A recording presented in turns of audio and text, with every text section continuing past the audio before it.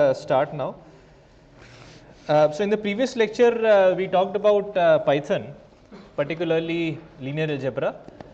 We towards the end we talked about the solve function in linalg.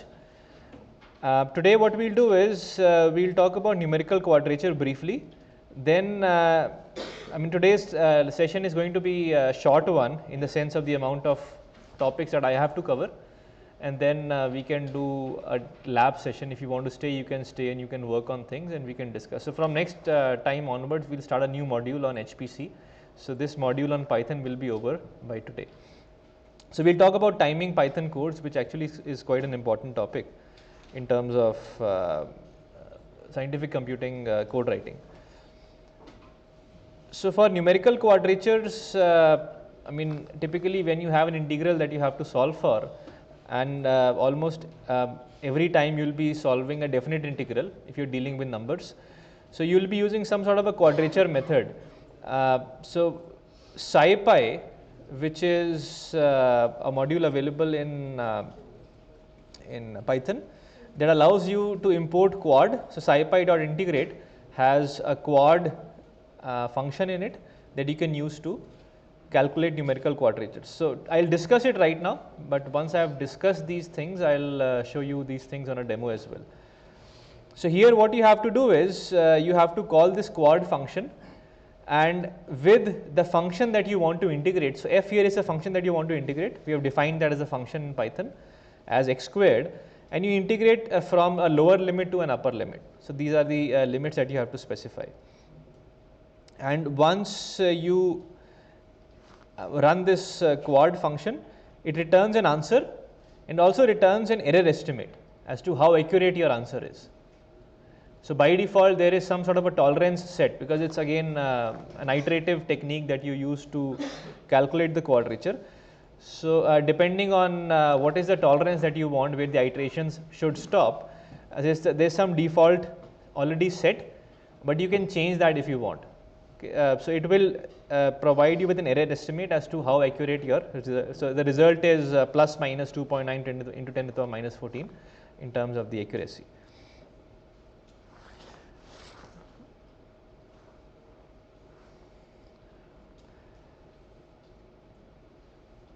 Now there are some situations where you would not want to define the function separately. So Python provides something called a lambda function, which allows you to define the function in one line. So for example, here in this code snippet, what I have done is I have written f equals lambda x squared. Okay. So this just makes things easier. So then I can call this function f of 4. It just saves a couple of lines, but the usefulness comes is because these are lambda functions typically are used as throwaway functions. So you don't need them except for only at one place where you require them. So here we want to use this function only in the quad call. So I don't want to define a new function as f equal def f and so on. So I can simply say replace the function f with lambda x colon x star star 2. So that basically means that this is a function which is f of x equals x squared. So lambda is a keyword in Python, so one has to be careful that whenever you use lambda, you mean that it's a lambda function. You cannot use lambda as a variable like Greek alphabet lambda. So typically in eigenvalues, you write ax equals lambda x, right? So lambda can sometimes be confused with eigenvalues, so you might want to use lambda for eigenvalues, but it will throw an error. So be careful in that way. Is that clear? So I'll show you, I'll give a demo on this lambda functions. The next thing we want to talk about is something called a main program. Now those who are coming from other backgrounds other than Python may have heard of this main program. So in Python, there is a way we can, what we have done till now is we define, for example, this mysquareroot.py file, the Python file, where we had one function called sqrt2. So when you import that, then the sqrt2 function is available in the namespace of your code, and then you can call sqrt2, right? But if we try to run this code, like simply say Python followed by mysqrt.py, it could be any file. So nothing happens because all it does is it just defines a function sqrt2, but you're not calling the function. So what this main program allows in Python is that you can set the value. So what happens is when you call, when you run a Python script, then this __name__ variable, this automatically gets set to a value which is this __ main __. Okay, so this __ name _ is basically a private variable. So in object-oriented language, we have languages we have something called public and private variables. So typically in languages like C++, which is also an object-oriented language, you will some variables will be private. So then user is not allowed to modify those variables. The person who's trying to import create objects of that class will not be able to change those variables because by nature they are private.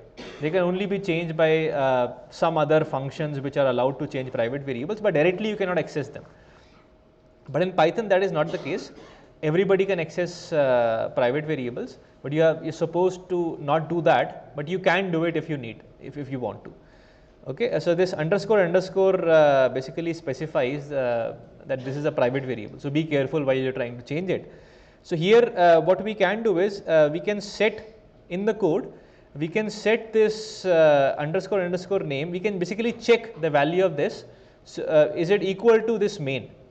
If this is the case, then you can put some code here. So this code will only run if you try to run this mysquareo.py or whatever file you have on the command as Python followed by that file. If you import it, then this will not be equal to main. But if you run it, the file by itself in Python, then by default, by automatically this variable name gets set to main. Okay, so we'll show a demo to you that in that using that mysquareroot file, we'll try to set the value of main private variable to main, and then we'll try to we'll basically not set but check that if your name private variable is equal to main. If that is the case, then you will basically call that test function that we had created. So this allows you to let the user use that module as a module, or they can also run it as a Python script to do some default action. Okay. So it's better understood if I do these things. So let me start the demo. So let's go to our repository. So I had set an alias HPSC, and then we'll go to the codes Python mysquareroot directory.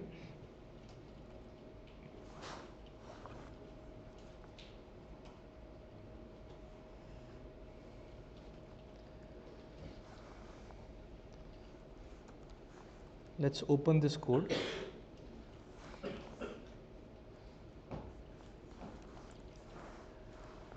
So here's the code that we have written. Now if I try to run this, let's say in simply using Python, then nothing will happen. So let's have a look. Let me open another terminal.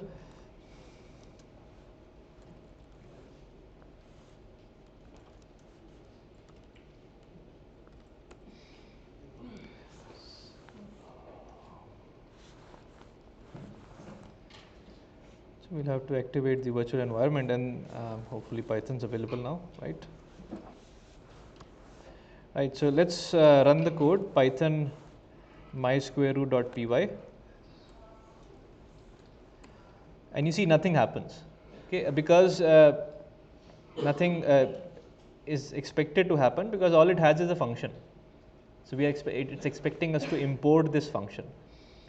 So I can have this check for the private variable that if __ name __ equals, and then it gets set to main if we have a situation where we are trying to run this as a Python script, and then we can write whatever we want. So I can just print something. So I can just say print in main. So let's see if it works. Let's save it. and call it again. Oops, yeah. Double equal to check, single equal to is to set, right. So if I call this now, then what it does is it just prints in main, because when you try to call this, then the private variable name becomes equal to main. So it worked. I mean, this checking is worked. So now what typically you'll want to do is you'll want to run a test case, let's say. So the test case was in a separate file. Let's have a look. So there's a test underscore case.py. Let's quickly have a look at that. So this has two functions, test1 and test2. Let's say we want to call test1. Okay.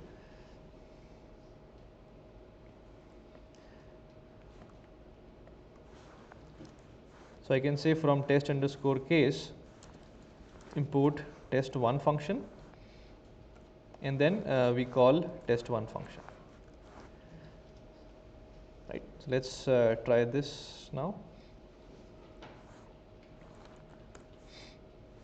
Let's clear the screen. So let me run this again.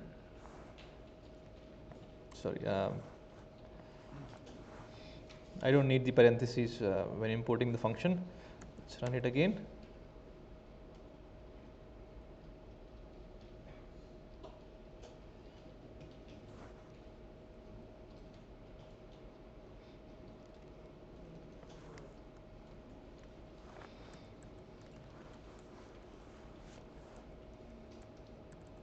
Let's see if this works.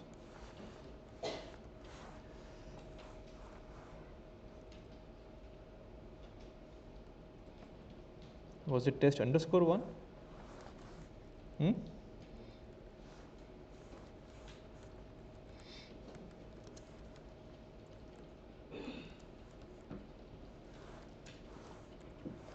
It was test underscore 1, right? So I'm making an error here. So this is supposed to be test underscore 1.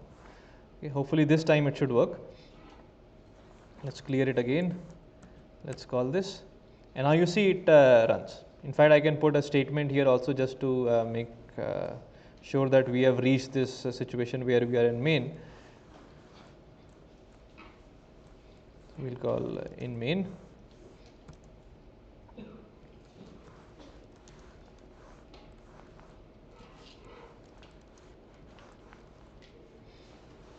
So this makes more sense, because then I'll be clear as to what's happening. So it says in main executing test underscore 1 in test case, and it runs the test case. So typically that is what you'll want to do, that users can import this module if they want to use the sqrt2 function, or they can simply run it and then it will run some test case to make, just to demonstrate the nature of this, nature of the module that you have, sqrt2. If you want, you can just call sqrt2 on one particular case and demonstrate that you have two options, one to provide a debug flag, one to run it without a debug flag. You can do whatever you want in this default case where the name is equal to main. Okay. Right. So let's also, or I'll come to these things of quadrature, and I'll also want to do, well, you can try these things yourself, because the slides will be available with you. If you did not get time in the last week to try out if you didn't get time last time to try out some linear algebra solve function, all those commands, eigenvalue and eigen functions, you can try them this time. Okay, feel free. Because I would want to really discuss the timing of Python course, because that's more interesting for us. So let's close this.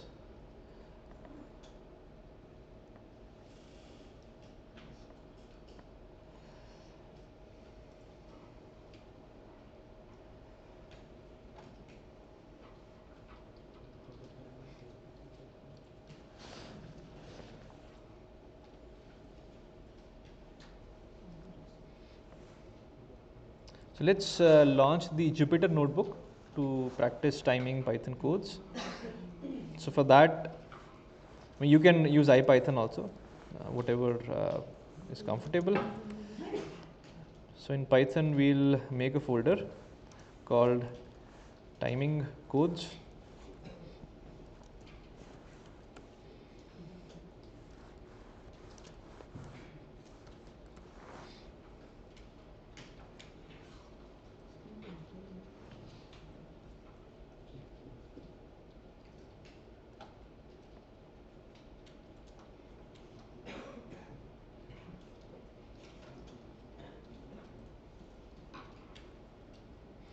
let's create a new notebook.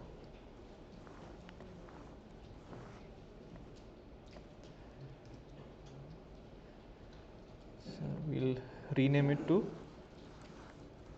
timing codes.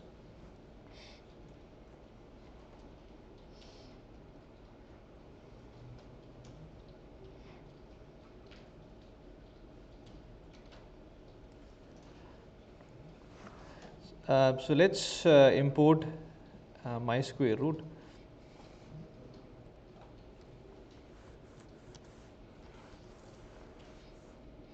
And shift enter, or I can just press run here, and this throws an error because we are in a different folder.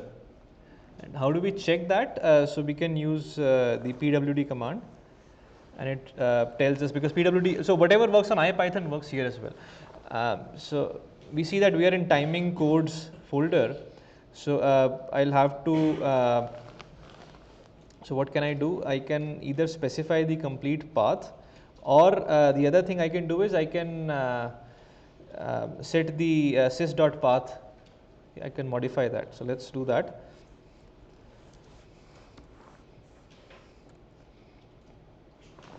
So here we can write multiple commands and run them also, unlike IPython where you have to run each line separately.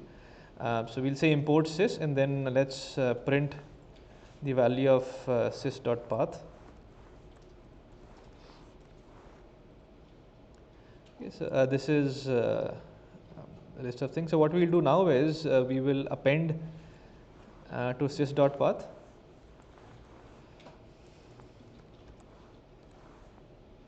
And we want to append the path of the folder where my square root is available.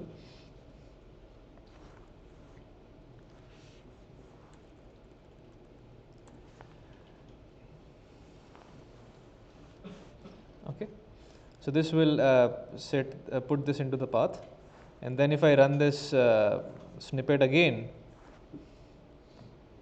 so now we see that the last one entry is my square root. Okay. So the good thing about this is that now you can jump around. I don't have to type the commands again. I can go to this line, press run, and this time it works. So whenever there's a star here, it means the command's running, and when you get a number here, that means that it's completed. So it was able to import it. Okay, that means that sqrt2 is available in the namespace. So I can simply type sqrt2 and press. Sorry, I have to access that using my sqrt dot sqrt2, and it is able to find that this is a function. So I can even call it on some number 2.0, and I get an answer. So I can set a debug flag, let's say true. Then it also gives me the details of iterations. Okay. The codes, I mean, I've set the environment now, so I can now play around with the timing codes. So one thing that we can do is we can use the Unix time command. Okay. So let's try that first. Well, we can try that on the terminal. We don't really need to be here. So let's try that on the terminal. So if I say time followed by mysqrt dot py,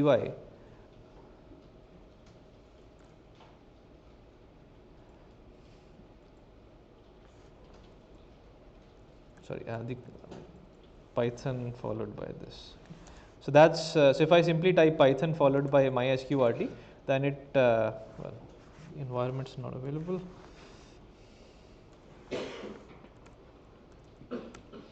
So then, as we have set recently, the underscore name is equal to main. So now I can use a Unix time command. Then what it does is it runs the code, it runs whatever's after time, but it also provides me with some details of the time the code took. Okay, so this gives me a real user and system. So system is what typically we'll want to use as the time that the code actually took. So real time is, I think, the time it takes in processing, and user time is the time it takes for sending and bringing back data. So typically you look at the sys time, which is going to tell you how long, how much the code took to run. So this is going to be the longest one here. Okay, but what happens is that it does not give a very good estimate, especially if you are running the code only once, because you have to load some things and so on. So that could be significant as compared to the actual CPU time it took. So for that we can use something called a time it command that's available in Jupyter or IPython. So I can simply say time it followed by, and this time I can control, I can just run a particular function. So let's say I say time it followed by this mysqrt here, and I run it. Just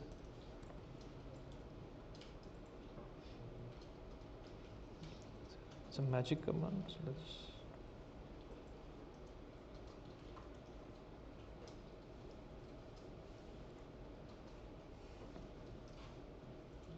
right. So it runs this many times, not just once, and it basically gives some sort of a statistical estimate. So it says it took 13.7 microseconds plus minus 2.8 microseconds to run this once. Okay. So it basically runs for 100,000 times 7 times, 700,000 times, and then it gave an average with some standard deviation. So it gives some statistics of the execution. That's a much better execution because it loads only once, then runs it many times, and then gives you the result. So this is much more closer to the actual processing time that this code took. Okay, so it's 13.7 microseconds. Now, how much is this time as compared to? Well, let's not enable debug, and let's try it again.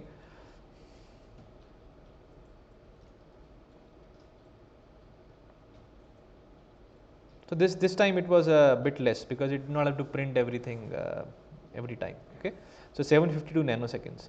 So let's try to see how long it takes to use the square root function available in NumPy.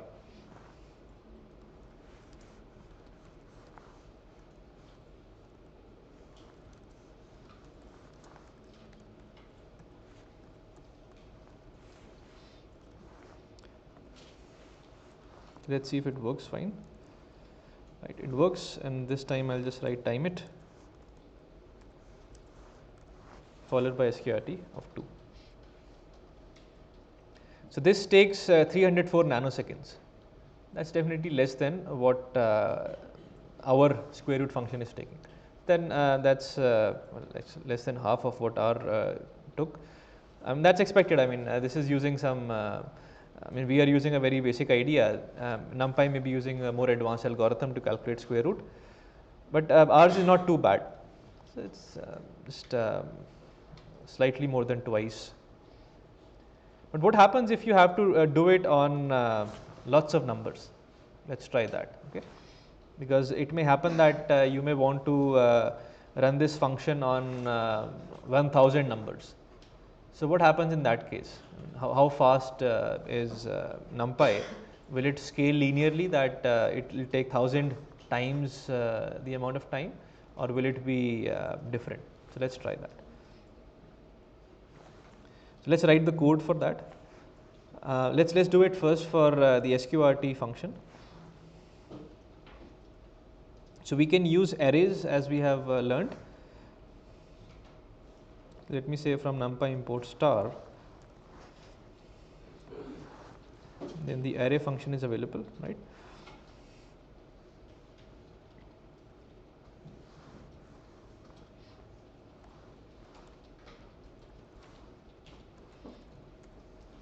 Let's define numbers between 0 and 1000.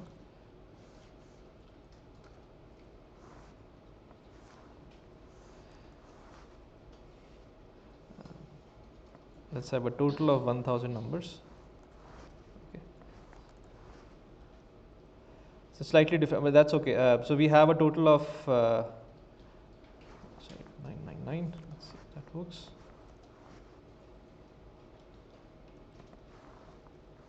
Yeah, 1001. Sorry. Right, so we have 1001 numbers from 0 to 1000. So I've just created an array of 1001 numbers. Just a quick way to do it, which are all different. And now all I can do is I can calculate the square root of that by passing x into the square root function, because remember sqrt function in NumPy is can work on arrays. I'll call this equal to y and run it. So it works, and then you can actually print the value of y by simply typing y, and you can see that it prints, it has calculated the square root of this number. It's not printing everything to save space, but it has calculated. The size of y is the same as size of x, which is 1001. Okay. So let's so this is the function where it actually calculates. So let's time it. So again, it will run many times to calculate nice statistics for this execution. So this time it actually took only 906 nanoseconds, which is almost 3 times what it took for one number. So running it on a 1001 numbers as compared to one number, many times, of course, I mean the statistics are good, so it's only taking 3 times more. And that's because of the vectorization or loosely speaking parallelization that NumPy can do under the hood, that you don't even have to worry about if you call it on arrays. And that's the reason it's good to work on arrays rather than working on the other slower approach would have been to write a loop like this.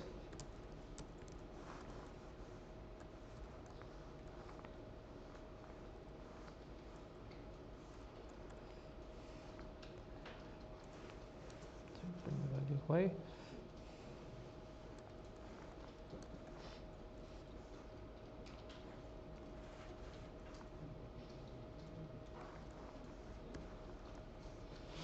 I'm not assigning it to anything, but this is just calculating it. Just print it here. Well, let's use sqrt2 here. So I'll not print anything.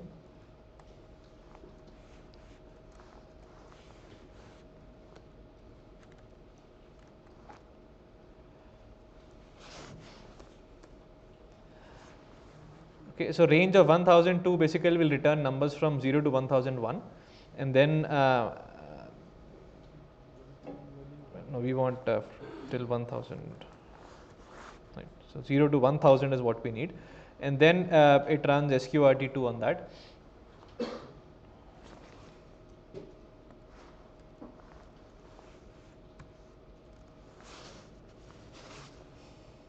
Okay, so it runs, and if you want to time a whole cell, then you can use %% time it. It's a magic command, and then basically whatever is below that will be timed.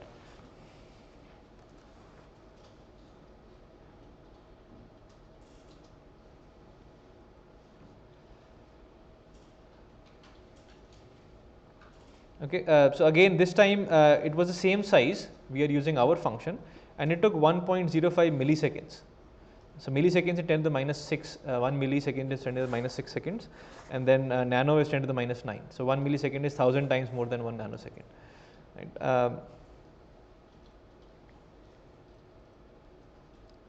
Sorry, milli is 10 to the minus 3. I'm sorry, and micro is 10 to the minus 6, and nano is 10 to the minus 9. So this earlier it was what was the time? So if you are running on one case, it was taking 752 nanoseconds, so close to 1000 nanoseconds, which is 1 microsecond, and this time it is 1 millisecond, so 1000 times more, which is expected. You are doing this 1000 times, so it will take 1000 times more. But sqrt on the other hand took only 3 times more. So you see the power of parallelization. So this was happening automatically under the hood, but we should be able to control that. So if we write our codes and if we can parallelize them, we can save a lot of time. And if you're talking about large codes which are taking much longer, for example, let's say instead of this 750 nanoseconds, it was taking 1 day. So compare that if you want to run it for 1000 cases for your research or for your project, then it will take 1000 days, which is a lot of time, right? 365 days in a year. So almost 3 years you will be waiting to get the result so that you can analyze it, and then you can, if it's good, if it's what you expect, if it's giving you positive results, you can then write a thesis or a report. So a lot of time, and compare that to just 3 days.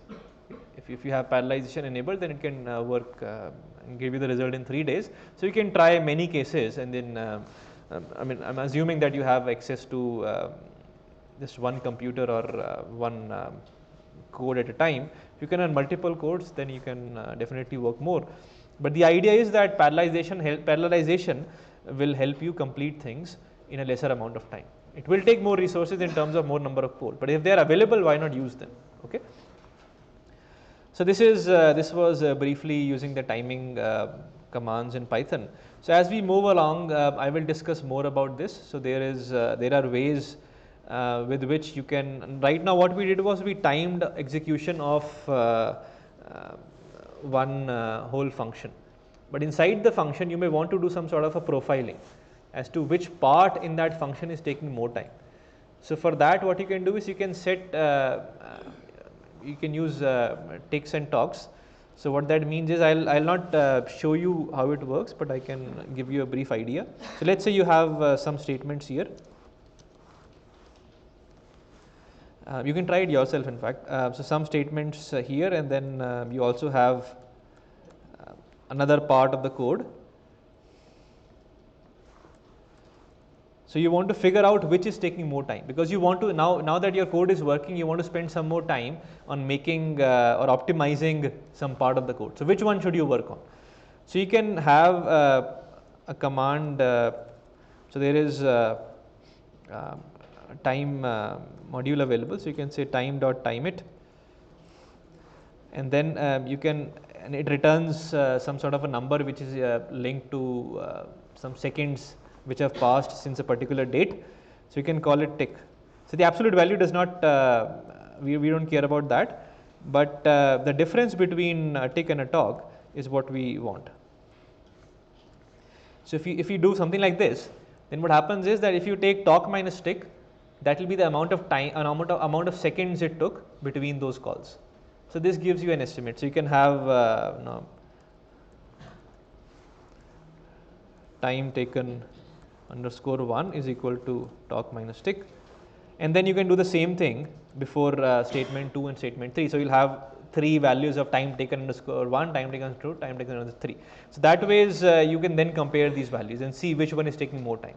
Because if time taken, let's say time taken underscore 2 is 80% of the execution time of the code, then it makes more sense to optimize that part rather than some other time which is only taking 5%. Okay.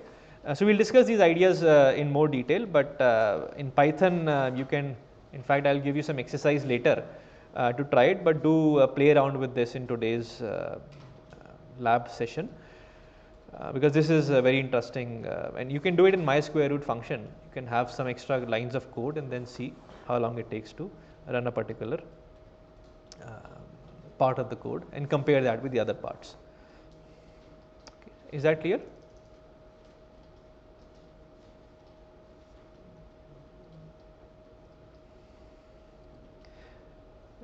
So some commands of Unix terminal are already available in IPython or Jupyter Notebook, but in Jupyter Notebook you can actually run commands from the shell directly using the exclamation sign, and you may see that when you read some other people's notebook, because in the beginning they'll have some line where they'll say that you need to install some packages to be able to run this. So you may have a pip install, let's say NumPy, but this won't run in Python. Pip runs on terminal, so you can have exclamation followed by this. So what that means is that if you run this command now, it will run on a terminal in the background. So in Jupyter Notebook you can run Python commands as well as terminal commands. So it already says it's already satisfied because NumPy is already installed in this environment. So here if you are for yourself if you have a notebook that you have created. So you can say libraries needed for today's session.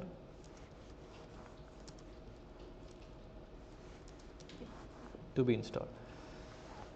And then whoever wants to use this, they can run this and then they'll get the libraries installed.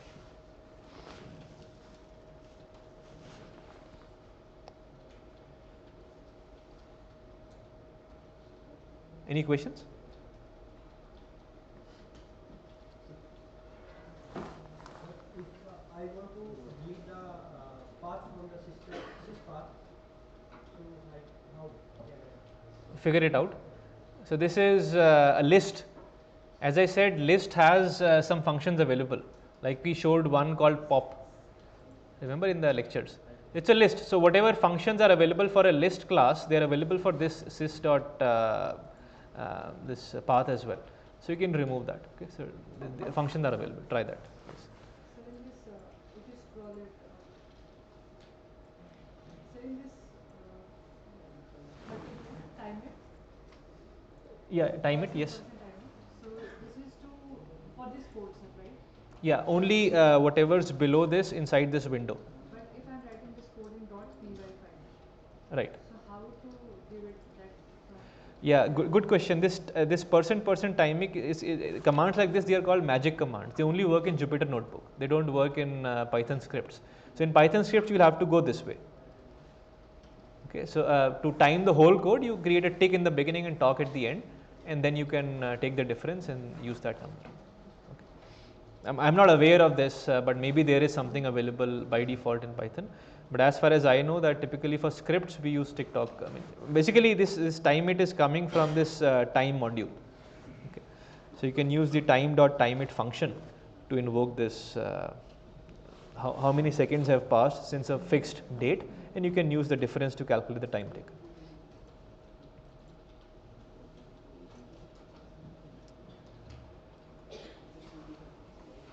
Alright, so let's stop here. As I said, today's session is going to be brief.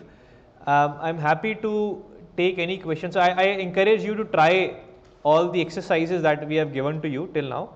In fact, there was one more that I have. Let me show that to you.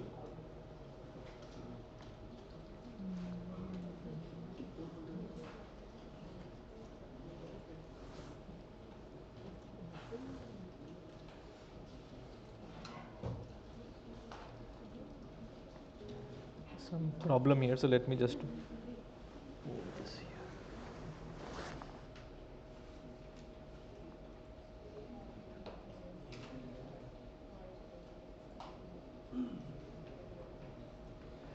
Right, so there's an exercise for you to try today. Let me explain that to you. So it says first is to write a function to calculate the exponential using the exponential series. Okay, so there's an exponential series that I'm sure everybody knows of.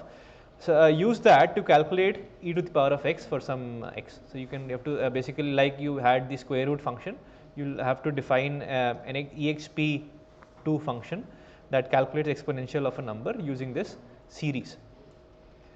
So the function should take the number of terms of the series as an argument. So you know exponential series is never ending.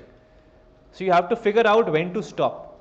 So you'll have to take, the function will take from the user as an argument the number of terms the user wants you to include in the series.